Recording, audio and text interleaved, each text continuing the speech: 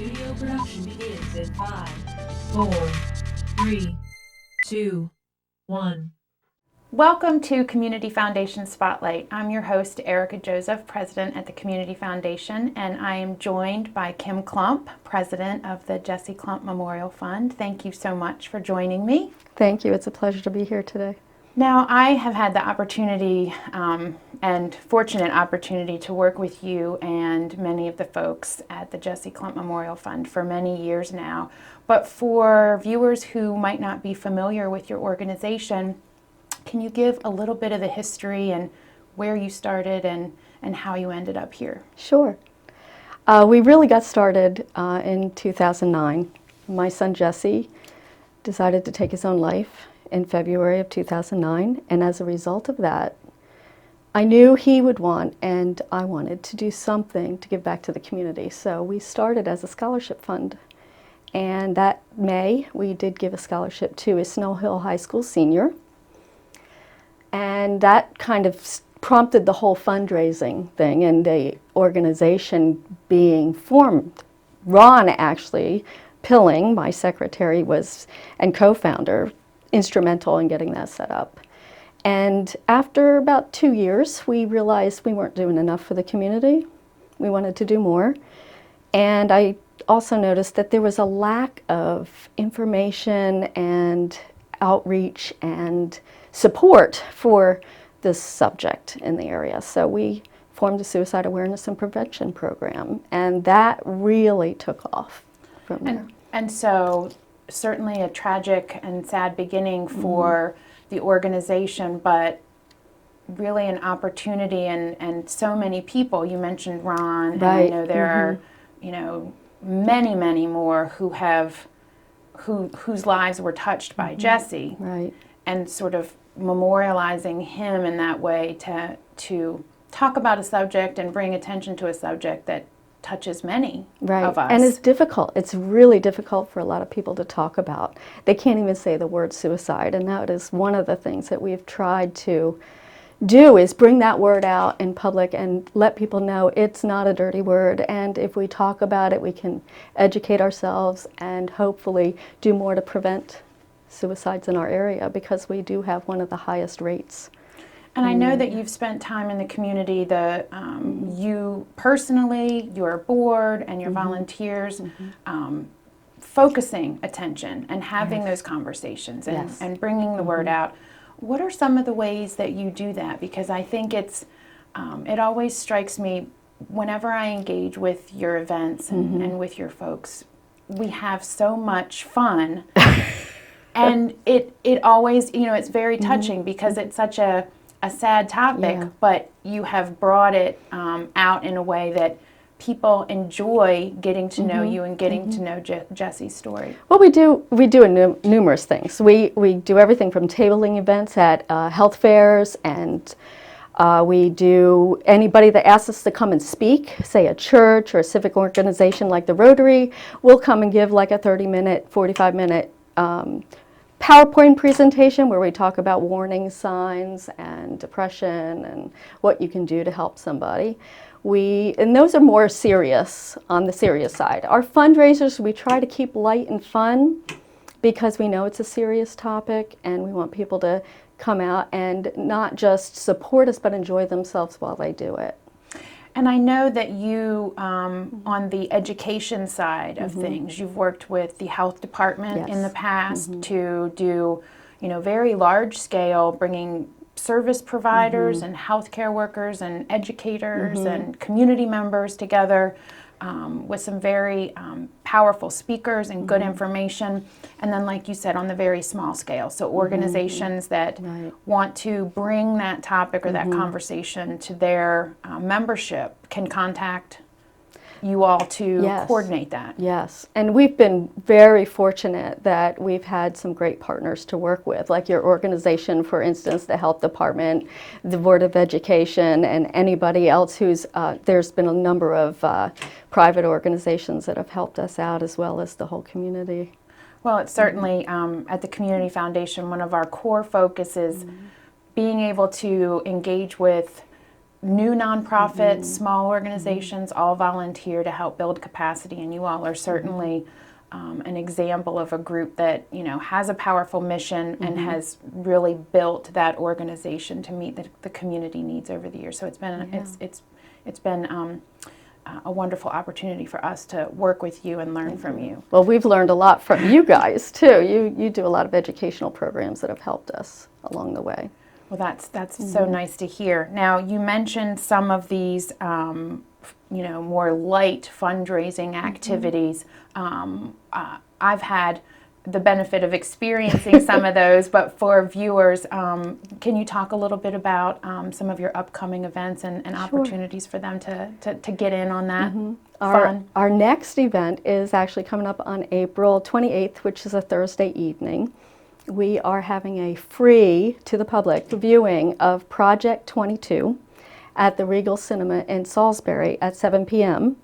And it's basically a film about two veterans, Doc and Dan, who, because of the number of suicides in the veteran community, which is over 22 a day now, but it was 22 when they made the film, traveled across the country from San Francisco to New York, talking to veterans, healthcare professionals, and other individuals to try to come up with really unique ways that veterans can use to help themselves fight PTSD, depression, and just coming back, into the country and getting adjusted. So it's very inspirational. That's how I find the film, and I think it'll be great for veterans, their families, friends, or anybody that's interested actually to come out and view it.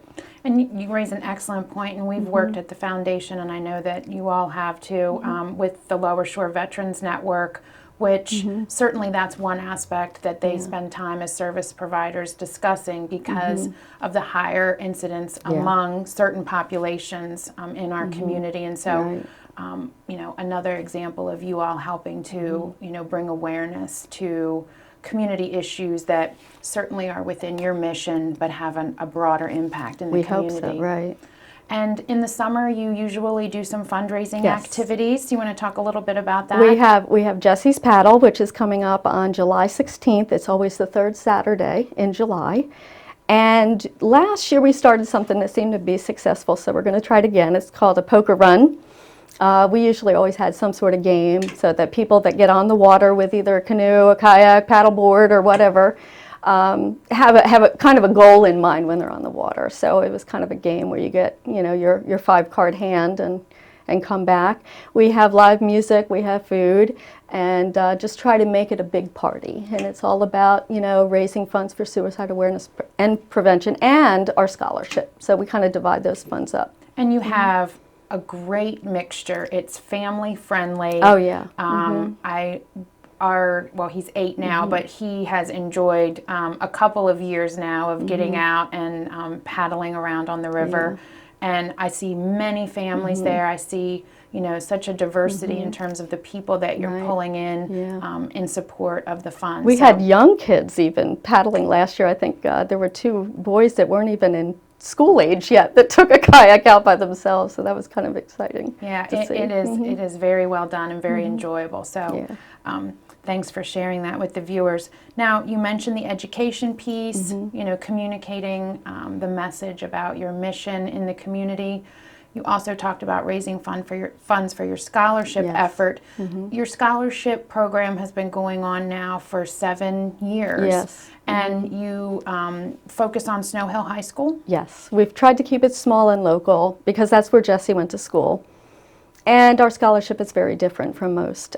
We do it by a nomination process, not that the individual student applies for. And that student gets nominated by a member of the community or somebody in the school that recognizes them as being a truly altruistic individual, somebody who puts others ahead of themselves and never expects a reward. And it could be the most underprivileged kid at the school. It's not necessarily always the person who has the best grades and is involved in everything, and sometimes it is, sometimes it isn't, so we're really thrilled to be able to provide a $12,000 scholarship to somebody who really needs it usually, and is being rewarded for something that we value in the community. And not having that component of expectation, Right. you know, so that Right. element of... So we try to keep it a total surprise, so they're really shocked that night. And that's one of the favorite things about what we do. I love that. is being able to provide that award in Yeah. Jesse's honor. It's really a wonderful tribute, and we've seen that at the foundation as well, through so many of the scholarship efforts and memorial funds that have been created, is that sort of drive for community engagement and that charitable purpose, Right. In a way to memorialize someone who was so meaningful to so many. Out of all the things that you do, we've talked a little bit about, you know, fundraising activities, the scholarship impact, your awareness, increasing awareness for the issue of suicide, and having people be aware of the signs and know what resources are out there. Are there other aspects of the work that you do that you want to highlight for the community in case they're not aware? Actually, yes. One of the things that I hold dear, that is my baby in what we do, is our support group for survivors. And as a survivor, there was a support group that was in place when Jesse died that helped me tremendously. So when I was eligible, I went and became trained to be a facilitator to do my own. And it was fortunate that I did that because the one that had existed no longer existed by then.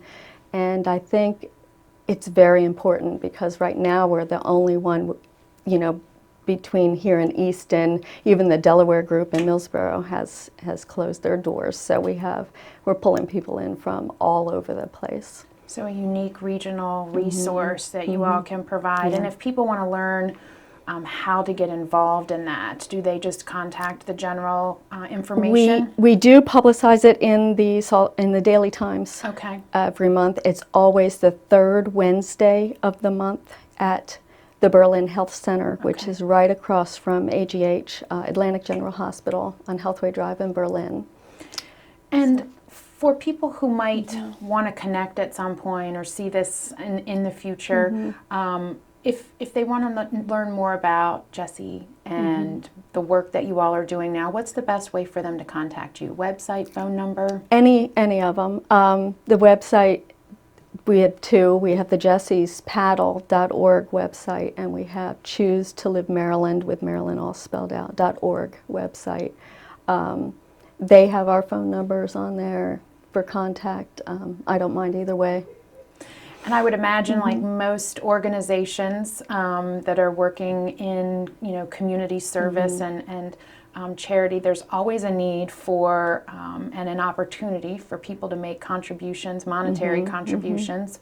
So I encourage that, and for people to consider that in their gift giving, but also from a volunteer perspective. So much of the work that has been accomplished, virtually all the work that you all have accomplished, has been because of the serious commitment and dedication of core volunteers, and also this growing network of people who learn about your efforts and Jesse and want to be part of that. So what opportunities do you have if people are looking to volunteer? We actually are very fortunate in that we have more volunteers usually than we can utilize. We have a core group of volunteers that has helped us since the beginning, which are wonderful. And we do utilize volunteers that come to us a little bit, mostly at Jesse's Paddle, because that is very large scale, and there's a lot of little things that we need. But also, you know, anything from stuffing envelopes when we're doing mailing campaigns to helping us get the word out, or manning a table at a health fair. You know, so we do try to provide those opportunities for volunteers when we can. That's excellent. Now, is there anything that I haven't asked you about today, or things that commonly are a question that when you're out communicating your message about Jesse's paddle or the Jesse Klump Memorial Fund, that you want to make sure that we communicate out to the PAC 14 viewers? I occasionally get asked the question, do you really believe that suicide could be prevented? And my answer to that is always yes. But, there's a but. You always have, it takes somebody being in the right place at the right time. And even the most dedicated person to this cause can't always be in the right place at the right time. But we can try, and we can try to learn to recognize somebody who's in distress so that we can help them when they need it. Well, I thank you so much for sharing your story with our audience, for continuing along with your wonderful partners at the Jesse Klump Memorial Fund to spread his memory and talk about the impact that we can all have in trying to make sure that we can prevent or encourage others to seek help when necessary, and for being an inspiration to so many in the community. So thank you for your time. You've been watching Community Foundation Spotlight. I'm Erica Joseph. Thanks for joining us to learn a little bit about some of the wonderful organizations, in this case Jesse Klump Memorial Fund, that are serving the Lower Shore community. We'll see you next time.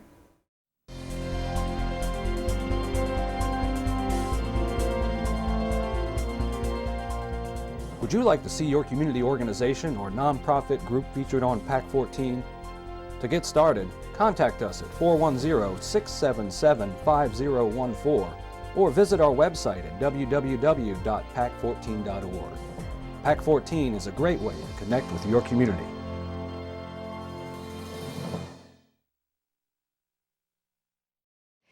The Community Foundation of the Eastern Shore's Women's Fund has been helping programs for women and girls on the Lower Eastern Shore for 5 years. We're celebrating our 5th anniversary this year. If you would like to join us, please contact the Community Foundation.